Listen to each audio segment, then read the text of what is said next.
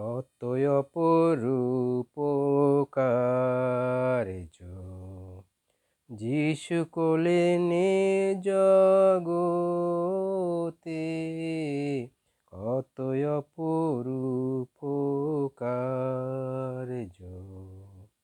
স্রষ্টা হয়ে সৃষ্ট রূপে অবতার নর দেহেতে, স্রষ্টা হয়ে সৃষ্ট রূপে অবতার নর দেহেতে, কতই অপরূপ কার্য যিশু কোলেনে জগতে।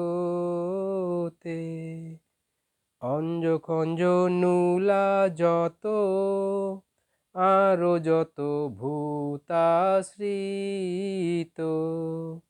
কুষ্ঠরোগী কত শত, মুক্ত কলেন নিজ বলেতে, কতই অপরূপ কার্য।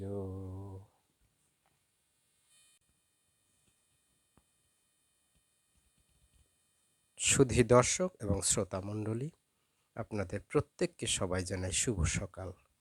আজ রবিবার 19শে জানুয়ারি 2025 খ্রিস্টাব্দ। আজকে আমাদের জন্য যে ঐশবাণী, যোহন লিখিত সুসমাচারের 2 অধ্যায় 1 থেকে 11 পদ এই সময় আমি পাঠ করছি দীপক পিয়া সালদার। পাঠের শিরোনামে আছে যিশুর প্রথম অলৌকিক কর্মসাধন।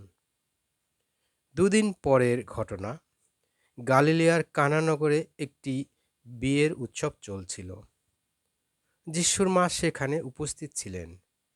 যিশু ও তার শিষ্যেরাও এই বিয়ের উৎসবে নিমন্ত্রিত হয়েছিলেন। সেখানে দ্রাক্ষারস হঠাৎ ফুরিয়ে যাওয়াতে যিশুর মা যিশুকে বললেন, ওদের কাছে আর দ্রাক্ষারস নেই।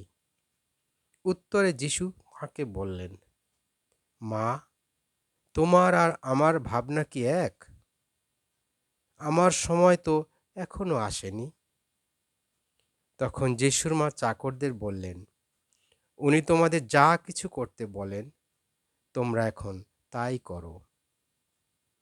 ইহুদিদের প্রথা অনুসারে শুদ্ধি প্রক্ষালনের জন্য সেখানে রাখা ছিল পাথরের 6টি জালা।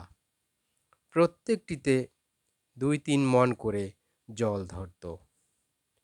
যিশু চাকরদের বললেন, ওই জালাগুলো জলে ভর্তি করো। তারা সেগুলি কানায় কানায় ভর্তি করে দিল। তখন যিশু তাদের বললেন, এবার তোমরা খানিকটা তুলে নাও আর ভোজকর্তার কাছে নিয়ে যাও। তারা তাই করল। ভোজকর্তা তখন দ্রাক্ষারসে পরিণত সেই জল চেখে দেখল। সে অবশ্য জানত না তা কোত্থেকে এসেছে। জানত শুধু সেই চাকরেরা, যারা সেই জল তুলছিল। তাই বরকে ডেকে ভোজকর্তা বলল, সবাই প্রথমে ভালো দ্রাক্ষারসেই পরিবেশন করে। তারপর অতিথিরা বেশ কিছু খাওয়ার পর তাদের কম দামের জিনিস দেওয়া হয়।